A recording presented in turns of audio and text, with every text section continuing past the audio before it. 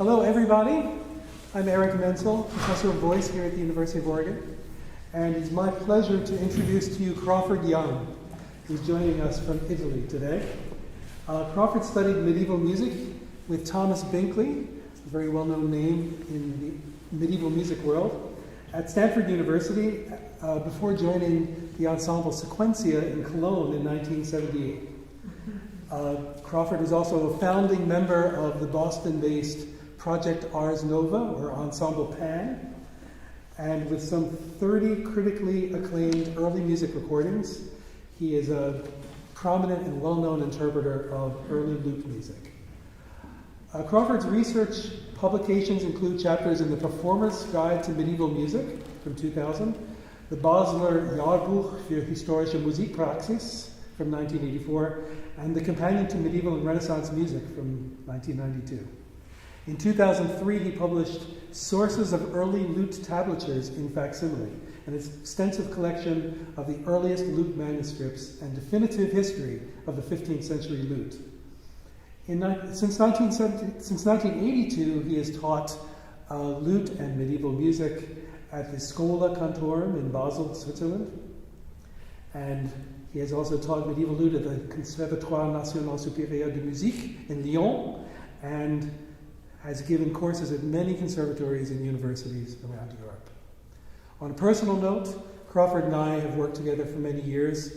We've done about 5 or 6 CDs together and many, many concerts, but it's been a long time, so I'm very, very gratified to see him with us today.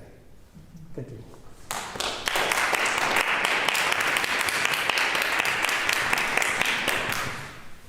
What a great introduction. Thank you so much, Eric.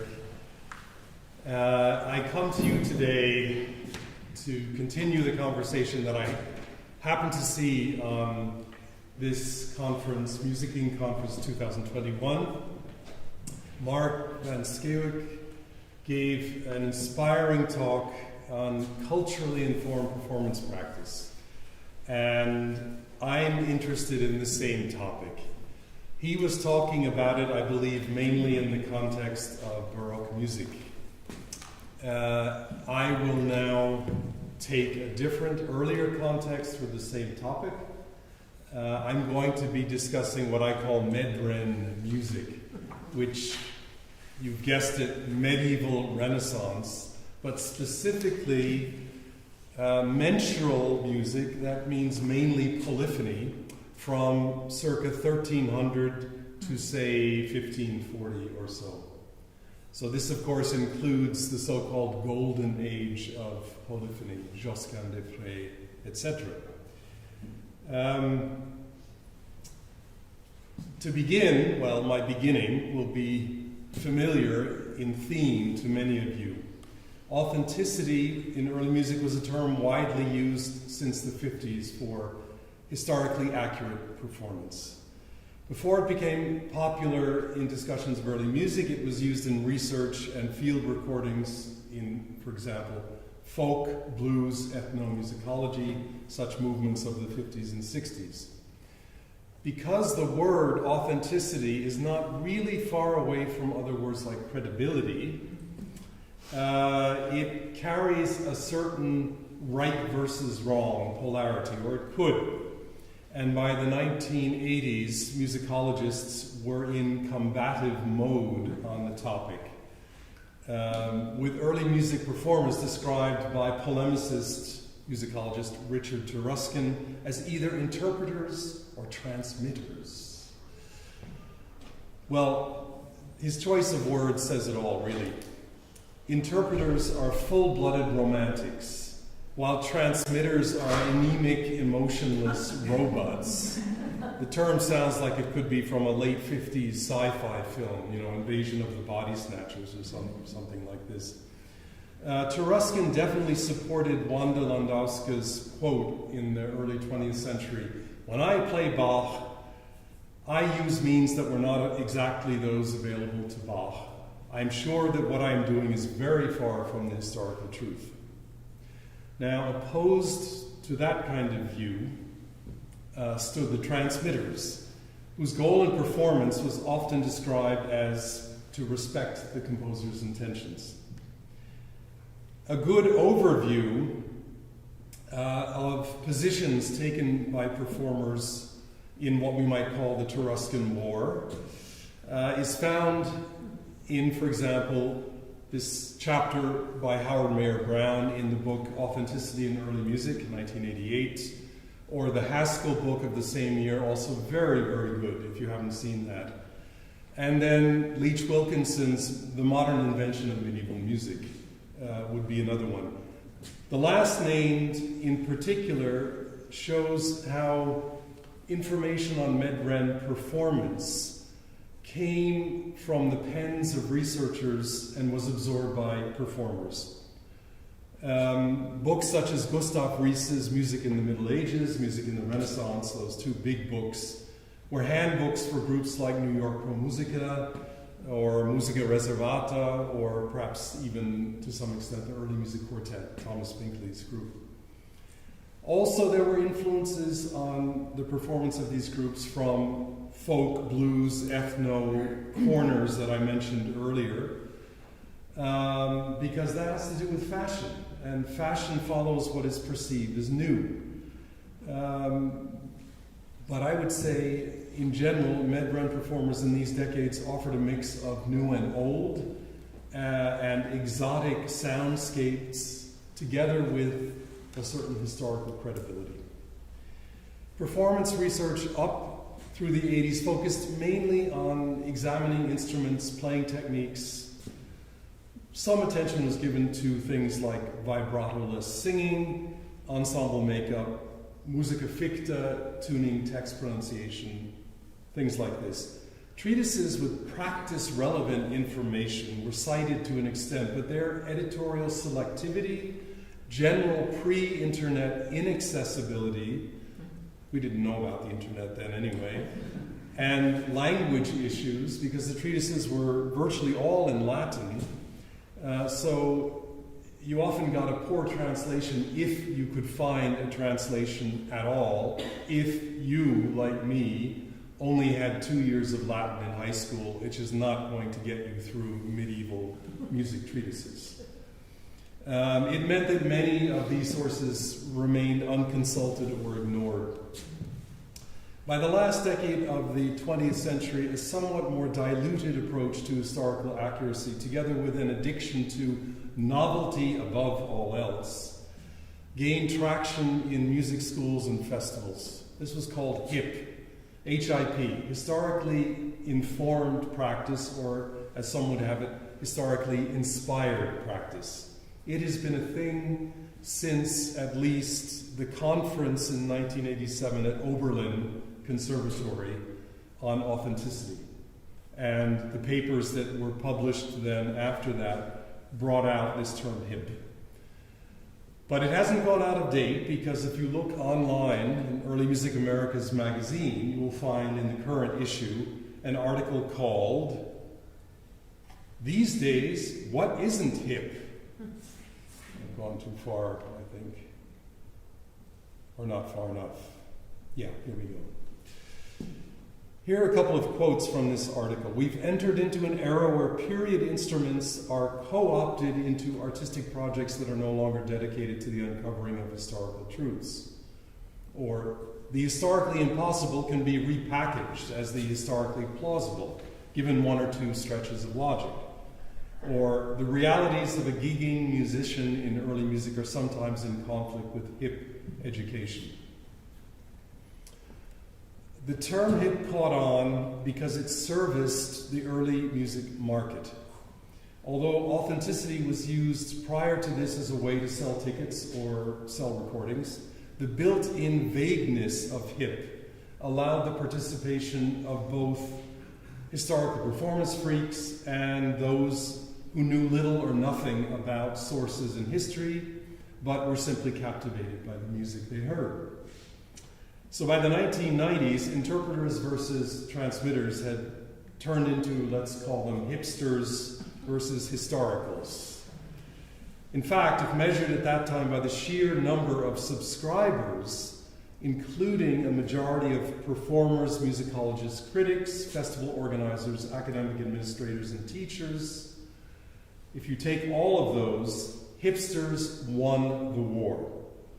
And this remains our status quo. The conflict is not finished, however. The Medren hip view is that historical sources ultimately do not provide sufficient information to know how to execute the music.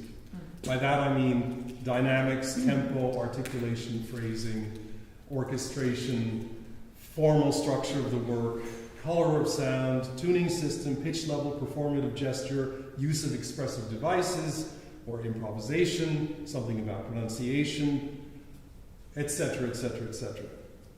They say, therefore, interpretation is strictly to be left to individual artistic genius, or let's say personal expression. An opposing position that we might call Medren period finds a wealth of knowable data that allows modern performance to be consistent with that of the Medren age. This approach strives to limit itself to the tools of sound, their vocabulary of execution, and their place within cultural concepts, like or unlike our own, to which we can have access through source material.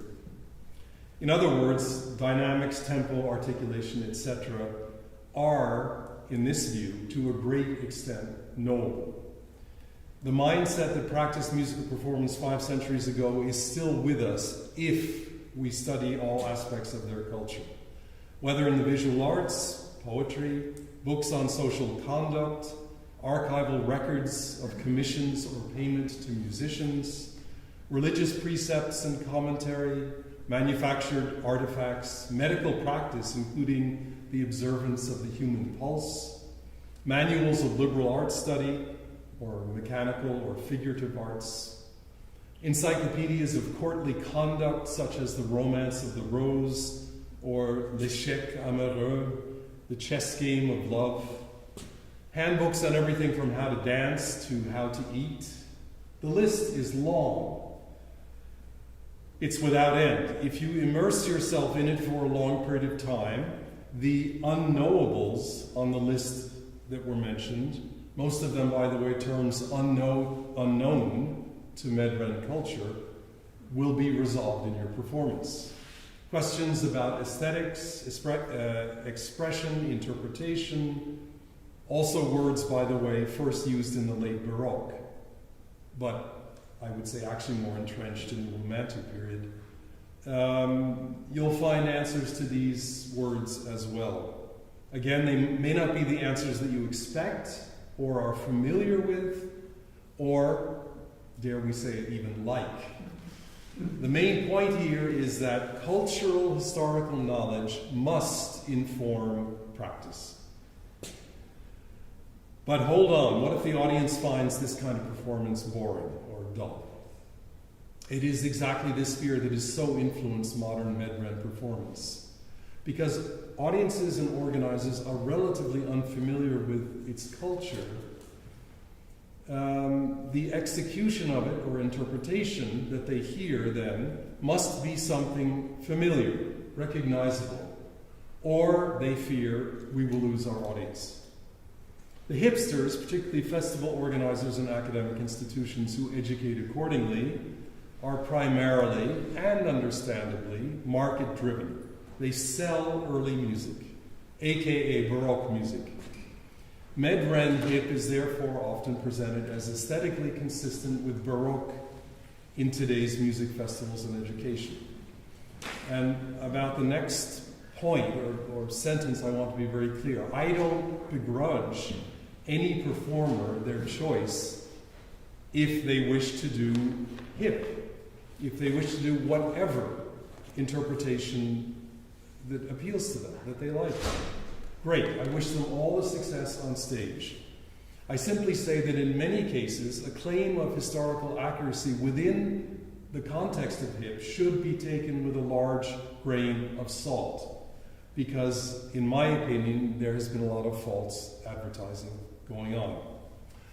But who should be better equipped to call out such claims but Medren educators? Educators and festival organizers are passively and actively shaping Medren performance today. No school anywhere that I know teaches Medren without Baroque. This follows the tradition started at the Schola in Basel in 1933. This model of education does make sense for Baroque music students because I would argue you cannot truly understand Baroque music until you have studied where it came from. The reverse, however, is not true. Medren students might question whether what happened 200 or 300 years later is of any consequence to their study. In any case, a hip approach to Medren can be seen with this list that I've posted here of stated goals of education by one institutional example. So the first quote, what is essential, that means in the school's teaching, is the approach to understanding music in its historical context. So far, so good. The interest in a form of interpretation which appeals to today's audiences, as well as the curiosity to explore new territory. Well, to what extent should our curriculum really be driven by what might or might not appear appealing to the audience? Are we not in danger of letting the audience determine the curriculum if we do that? That for me is a question. The second quote, the school accepts a variety of aesthetic and historical approaches. Okay, but what if one of those approaches is in direct opposition to another and basically says, don't do that. What you're being taught over there, no. And then the student is put in a bind or has to decide for themselves. The message then seems to me from the school to be, we don't know, so do what you want. Or the third quote, the school's general principles are determined through a careful examination of the tendencies of the current music marketplace. Well, that ties in with what we were just saying. We could ask the question, what is the job or the role of the school, actually, in the case of Medren study? Okay, what are the students going to do afterwards? They need to be prepared for their careers, obviously. What is that for a Medren student? Is it going to be a long life of stage performances as their main way of supporting themselves? Maybe yes, maybe no. In my experience, rather no. They might pursue research in musicology, but if they pursue performance and musicology, those two career tracks are very different today, sadly, but still, I think, are that way. I think it's most realistic that they will become teachers themselves, practical teachers of Medren music. And if they do, then their main job is going to be to introduce the student to historical sources. At least this is the way I see it. My job as the teacher is to make the student aware of what the material is. I can offer an interpretation of what it says. The student may or may not agree with me, but at least I've shown them you need to read this, and you need to think about it.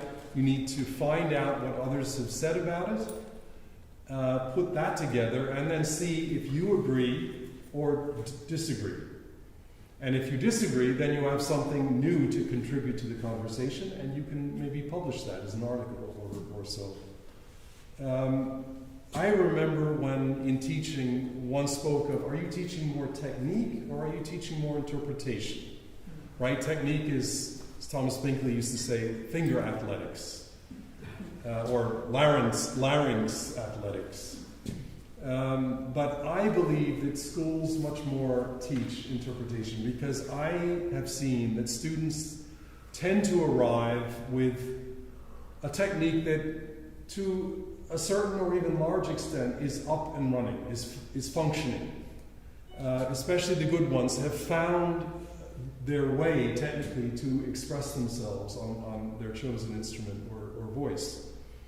They are far more likely to arrive with an immature understanding of interpretation. to not have had any exposure to historical thinking, to not have had a good library to refer to for Medrent studies, never mind becoming acquainted with a pool of historical concepts and worldview through the eyes of musicians. So that, I think, is the first priority of what a school actually can offer and should.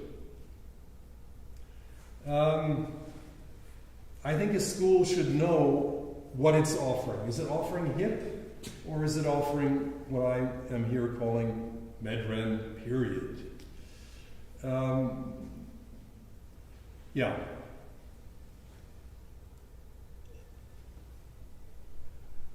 I think to offer both is an unwise pedagogical gambit. They have to know which they're doing, and they have to be clear. In pre-hip times, musicologists were leading lights in Medrent performance. Lately, it seems to me their research has waned as they, by and large, have shied away from the topic. Also, reviewers of, for example, CDs have backed away from any kind of critical review regarding historical accuracy. This seems maybe to come from a reluctance to discuss historical sources of performance or performance practice and aesthetics, perhaps because in our age of inclusivity, all interpretations must be equally valid. Here are two examples from musicological statements about performance that I want to share in this regard. Daniel Leach Wilkinson's modern invention of medieval music has already been mentioned. He saw the pursuit of historical accuracy as pointless. Quote, "Why does anyone do it when the chances of being wrong, crazily wrong, are so high? We cannot possibly know that it is correct. We can only believe it or not. If some aspects of our performance practice are based on wishful thinking, as I shall argue, we need to know.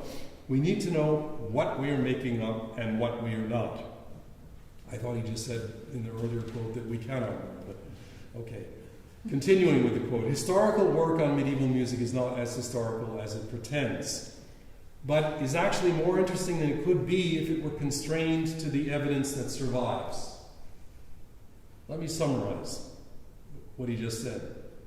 Much of what we are doing is not historically accurate, although we cannot really know what is historically accurate.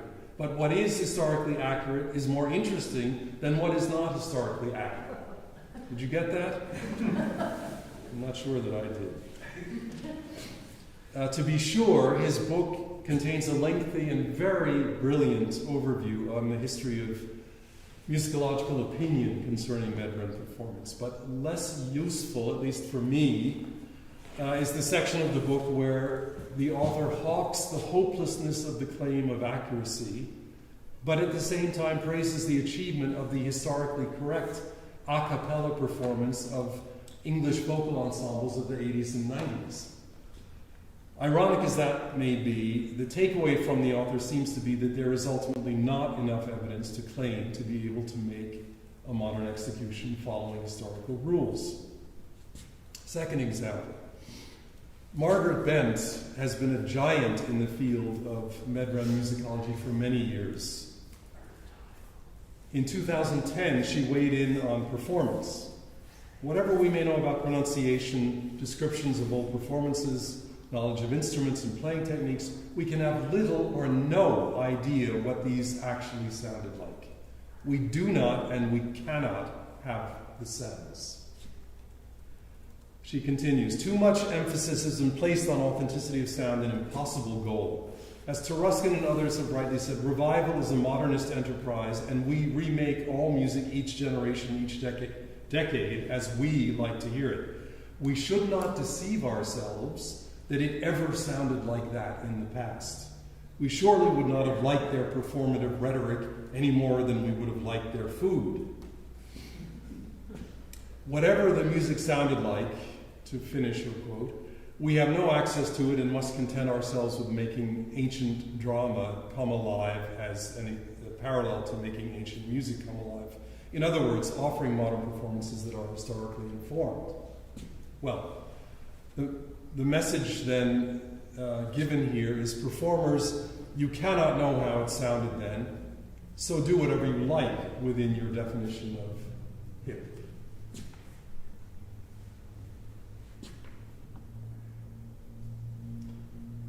Thus, the war of interpreters versus transmitters, aka hipsters versus historicals, continues. As you have seen, I stand with the historicals. Mark, in 2021, took the same position, as I gathered. I mentioned earlier the predominance of research mainly concerned with mechanical aspects of musicking. In other words, the nature of instruments, playing techniques, and the general soundscape. We might think of this as level 1. We could call it the sound of music. And as you've guessed, my view is that we do have enough data to know quite well how it sounded then. Level 2, the execution, is about taking all of the historical sources on their own terms, regardless of our preferences, tastes, or expectations. These could include music treatises, chronicles, letters, archival records, iconographical information, existing acoustical spaces for performance, and many more. Level 3 is doing the same for the context of the work, the culture itself, comprising its worldview in all its aspects. Level 3 study will inculcate what we would call aesthetics, interpretation, taste, expression, all of these words that did not exist as concepts for Medren culture like they do for us. Level 3 is where the point of the piece lives. To figure out the point of the work is to get inside the mind of the person who made it. On the surface, it is to be able to emulate the piece in a stylistic manner, convincing to the ears of someone who knows the style well. But below the surface, it is to become aware of the network of references that the author is tapping into, and what specifically they are saying in their contribution to the conversation. We could also call this the ductus, Latin word for path or guidance or trail, taken from the study of rhetoric. We could call this the ductus of the piece. Or, to borrow a term from Italian Renaissance painters, the historia of the piece, meaning the narrative. Finding the point of the piece may take years of reflection or much less time, but it always requires mental effort, just as required of its inventor. And we might say that without discovering this point of the piece, one has no business performing the piece. And when you've discovered it, you can explain it to a 5-year-old child in 2 sentences. Okay, so I maintain that a hip Medren education, as found wherever you might be able to find it today, is going to give you mainly level 1 information, at best.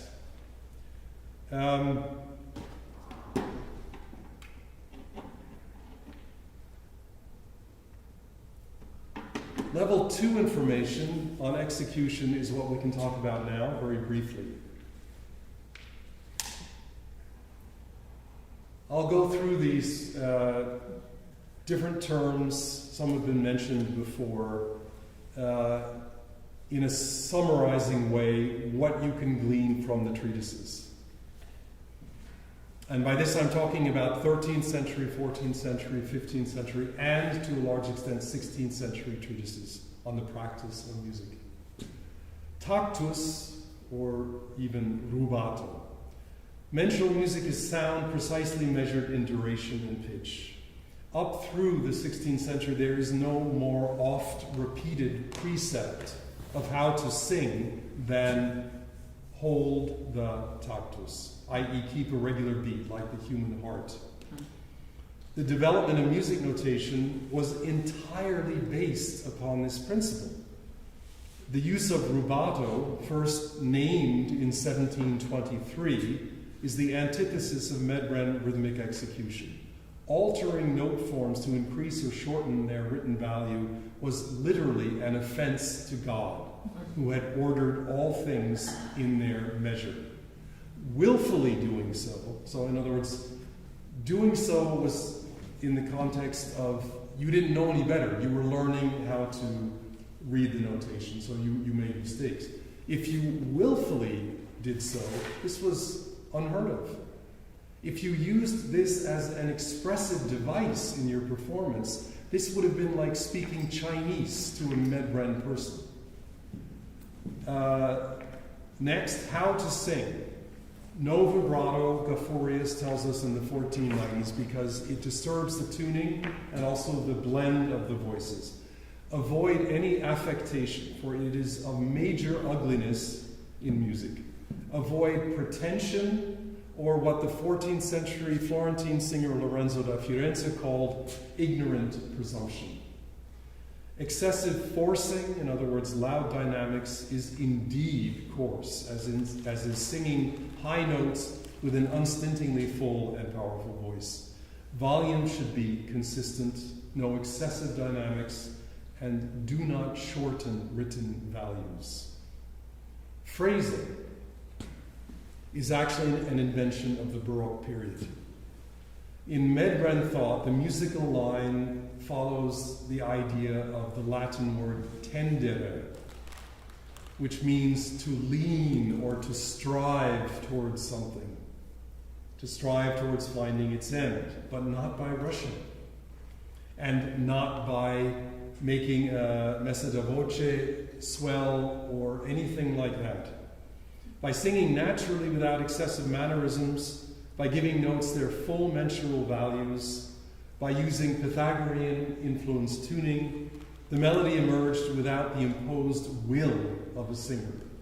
The melody found its identity without an ego being imposed upon it. Dynamics, I've already mentioned, but a little bit more now. No source before the 17th century uses explicit terms or markings for dynamics, with a handful of possible 16th century exceptions. Volume and strength of voices mentioned in 15th century singing manuals. The topic, of course, goes back to, earlier medieval times about keeping all of the notes equal. But along these lines, what about singing one note louder, for example, making an accent? This is also something which is prohibited. Again, this topic goes back to antiquity, but not as an expressive device in performance. It goes back to antiquity as a compositional plus, as a compositional skill of a good composer, we could say. Tempo, what about? Avoid extremes. There are arguments from the 14th century, in particular a theorist named Johannes Vetulus, that music should be performed what for us would be quite slow. From descriptions of comportment and courtly dance, as well as images in the visual arts, refinement and not rushing were a large part of one's figura, or physical projection, in ritualized formal culture. Mainstream courtly dance movement from the type of dance called the bassa danza was likened to the general and gentle rise and fall of a gondola on the lagoon in Venice. Hectic, forced tempi had no place here. Effortless elegance was the educated mode of physical movement. Also the idea of the virtuoso as someone who can play super fast did not, in that sense, exist before the 19th century. The term virtuoso, in fact, is not really found much before 1500, and it was associated more with someone who understood deeply the principles of music, the so-called musicus. And indeed, we have pieces from the 15th century and earlier connected with the idea of virtu, virtue, as something gained when you execute the work precisely. And it is a moral quality of a positive nature. What about orchestration? It's a 19th century concept associated with the orchestra. We find this all the time in modern Medren performance. Changing sound color within a piece, using different instruments for different sections or strophes, doubling a voice at an octave on an instrument or with another voice. These are modern techniques with no place in Medren performance. Misunderstood scribal conventions, for example, notating the superius of a polyphonic song by starting the underlay of the text a bit after the actual beginning of the melody. The melody typically will begin with a melisma, and scribes in the early 15th century, for example, had the convention partly about saving ink, actually, of letting that melisma go or be written, let's say, without writing the opening syllable underneath it, and when it finished, they started the full text. It doesn't mean that the singer doesn't start singing with the first syllable. They knew that. But today, that is taken many, many times as a green light for playing that on an instrument, the opening part, and then the singer comes in where the text is actually written in the manuscript. That's a misunderstanding. What about articulations or accent, which we've already mentioned? Richard Rastel wrote, quote, "Baroque music depends for its idiomatic performance very largely on correct use of the silence of articulation, that is, the shortening of a note so that part of its value is replaced by silence. Staccato is essentially an invention of the Baroque period. We remember that Gaforius in the late 15th century said, 'Do not shorten notes.' What we call legato is the default Medren way of executing a line, of singing a melody.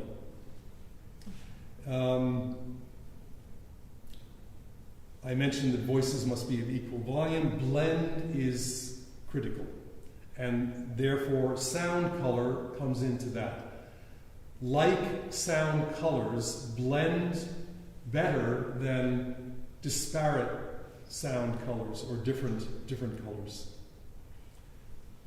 Performance conventions now is our last category before we listen to a few recorded examples. Polyphony was a vocal art born in the ritual of the Christian liturgy. The rise of courtly instrumental music per se came in the wake of vocal music. There has not to date been a book written, the definitive book on the rise of instrumental music in Western Europe, meaning instrumental polyphony, mensual music, or, to use a later term, the beginnings of chamber music.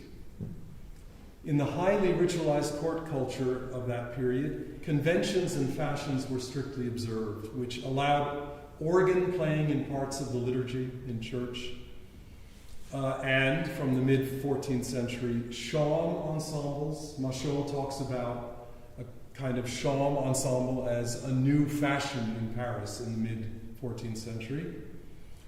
But more than that, string ensembles, starting also in the second half of the 14th century, these were used to perform polyphony.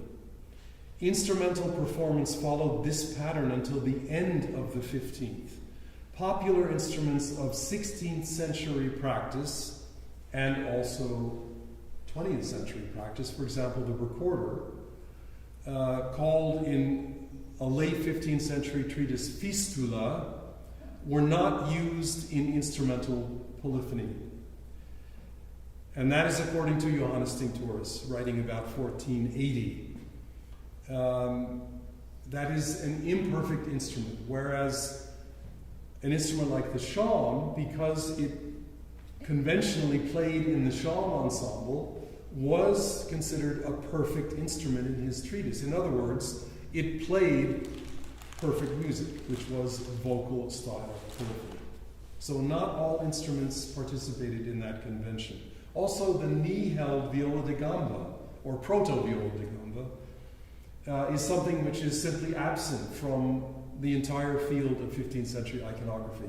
But, again, like the recorder, the gamba, these instruments had their proponents in the 20th century. Franz Brüggen, for example, or August Wenzinger for the gamba. And it was simply established in conservatories. Instrumental music leaned toward either or performance, either only instruments or only voices. Sometimes, if voices were accompanied by instruments, strings were the primary instruments used. Keyboards were usually played soloistically or used in didactic or music theory settings with sparse exceptions. All right, let's go to a few examples of performance. These are performances which I have culled off of YouTube. All of them are different. There are 8 in total. We're not going to listen to all of them. We don't have time. We'll just listen to snippets. That will show you what I mean. They're all different performers. They're all anonymous. The names will be changed or have been changed to protect the innocent, as you say. This is simply to show you what I am talking about, okay? All of these performances, by the way, claim historical accuracy of performance.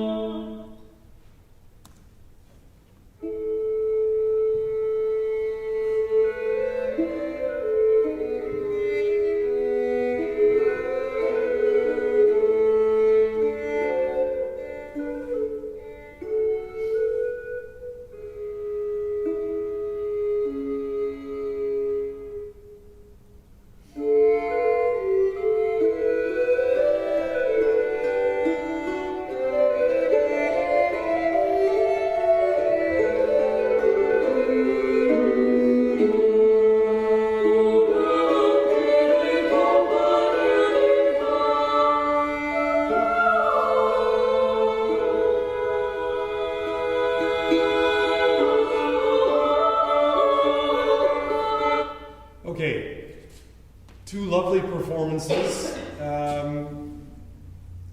but riddled with rubati, extreme dynamics, orchestration, in the first one doubling the voices, and excessive, or let's just say use of messe di voce.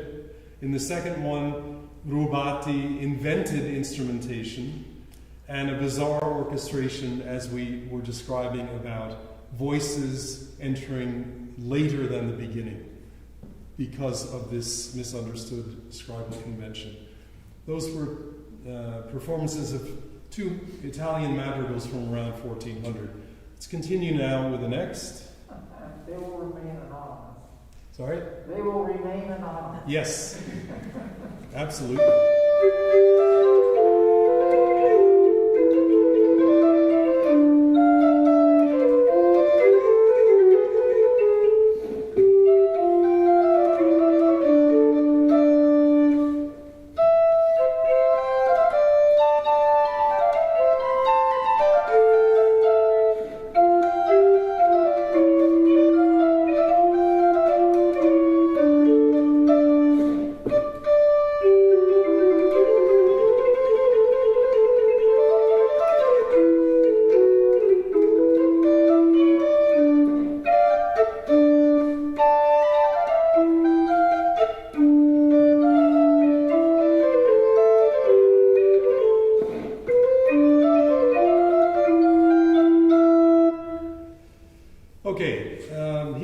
from circa 1420, a piece being performed from the so-called Faenza Codex, which is a source for learning how to improvise on the organ.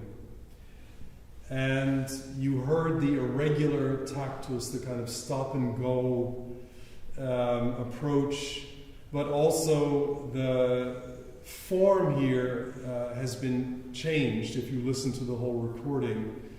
Now the Faenza Codex gives us often the form fixe, so-called pieces by composers such as Machaut, Landini, Jacopo da Bologna, people like this, 14th century composers, whose compositions feature repeated sections of music.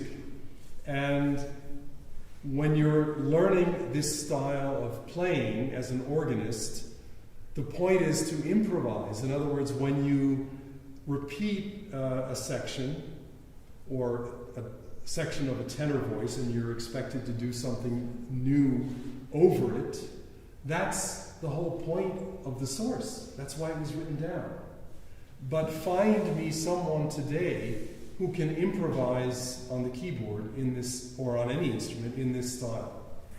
It's always simply taken as a kind of canonical frozen work, and they slavishly go through the repetitions following the vocal form. Again, misunderstanding. Okay, next. 2 examples.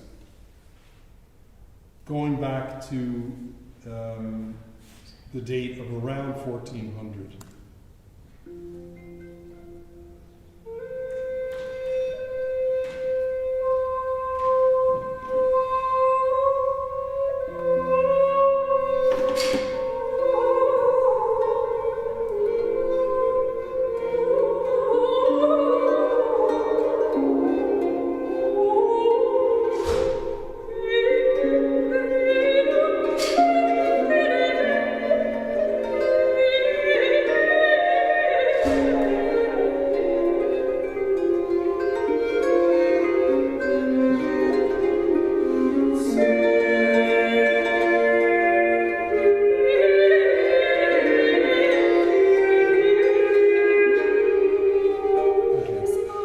Excuse me for the brevity of these, but time waits for no man.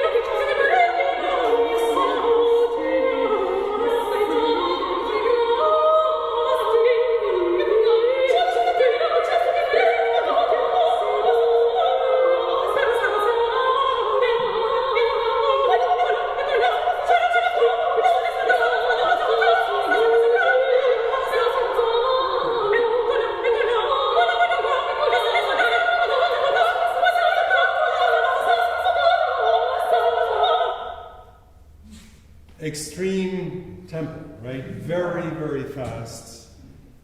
Also, both pieces, or both performances, I should say, organized into a kind of almost cantata with alternating sections if you heard the whole piece.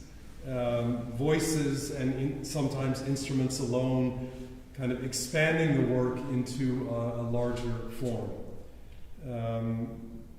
The second example, if you listen on into it, has a moment of the entrance of drones on bowed instruments, which is quite neutralizing for the counterpoint, let's say.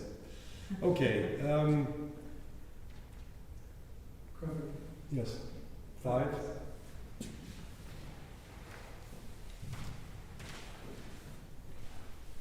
All right. I'll forego the. I had a few more examples, but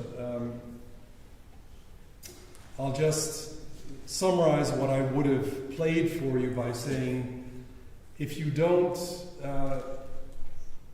get close enough to the piece to understand the context of the work in its own time, you risk going in directions like we've been listening to.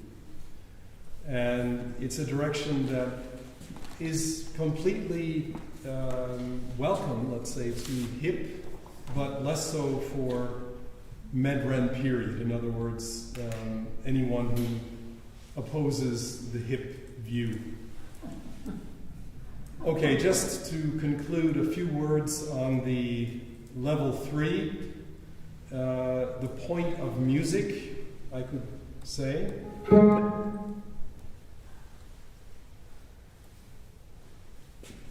The first Pythagorean worldview, simply the universe is based on mathematics. This is something that we no longer follow. The second major difference, the conception of formal artistic expression of emotion and moral action. So form itself, whether poetic, rhythmic, melodic, modal, is the expression of the text. We can draw a parallel between musical expression and painting. The meaning of a painting, Alberti says, lay in its historia, narrative content rendered individually by each painter. The narrative is formal and will have, above all, dignity and gravitas, typically borrowed from biblical or classical tales, which give moral instruction. Using proportional and geometrical construction with colors, in light and in shade, the artist paints a language of emotions appropriate to the story in human gestures. There is to be variety and richness in the painting, yet the painter must exercise self-restraint to avoid excesses. Similarly, a composer will borrow a melody from a recognized authority, choosing a standard text or poetic theme to make a new construction. Musical gestures and figures or colors spotlight or contrast the emotional content of the historia, though not in a romantic, expressive way. The formal genre of the work also determines the degree of gravitas to be conveyed. To paraphrase Alberti, the figures are to be ordered so that their emotion will be projected to the observer. Emotion, in other words, is communicated in Med-Ren painting and music via the recognition of the content of the work and the identification with the attendant vocabulary of physical human gesture and musical gesture. So for singers, do not bring in subjective manipulation. Do not feel compelled as a performer to do something with the piece. In Odo of Cluny's formulation, furtive singularity, which is presumptuous and corrupt, has no place in singing. It steps outside the rules of the game. It is singular or other in a morally unhealthy way. Or, as Paulus Pallyrinus wrote circa 1460, cacophony, that's mala sonoritas in cantu, is an ugly sonority arising in singing when one note shape steals time from another, or because the notes are extended in time through stretching. The singers sound discordant since they lack the knowledge of the note shapes. In other words, this is not intentional. There's no reference to furtive singularity. As I have mentioned, interpretation is a modern term which did not exist in our period in the sense we understand it regarding a musical performance. Hard as it may be to get our heads around, the concept of personal interpretation, a fundamental birthright of virtually anyone born today, was not available as a concept to a person of the 15th century in anything like the same way it is to us. The idea of an inspired genius in music actually comes from the 18th century, not before. So Taruskin's inspired romantic, again, which works so well for the hip point of view, is antithetical to the real Med-Ren point of view. The marriage of philology and Mercury, the 5th century description of the liberal arts, weds learning with activity or theory with practice or research with performance, so to speak. I would call that musicking, actually, if someone asked me to define it. Yet, the proliferation of hip may be threatening the dialogue between these two sides of the same coin.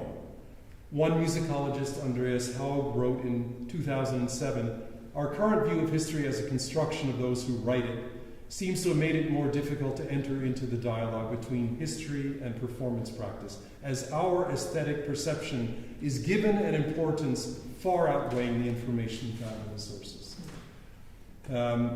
His final statement on the matter, and my final statement: the dialogue between historical knowledge and our aesthetic experience has collapsed and has become an autistic monologue. One spoke in the 1980s of a game in which the experience of historical boundaries is aesthetically realized. A game enriched by the treasures of history, not the one now that lets history degrade into the toy of an era in love with itself. Thank you.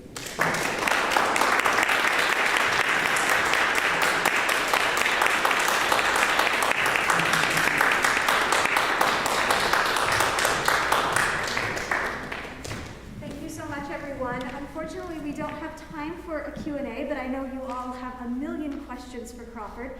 So I promised him that if you have those, you can send them to me directly. You can send them through the Musicking website, and I promise that I will forward them to him, and you can engage with him offline in that way. For now, we're going to go ahead and switch over to our panelists, our final scholars of the day. So just give us a couple minutes and we'll make that swap. Thank you.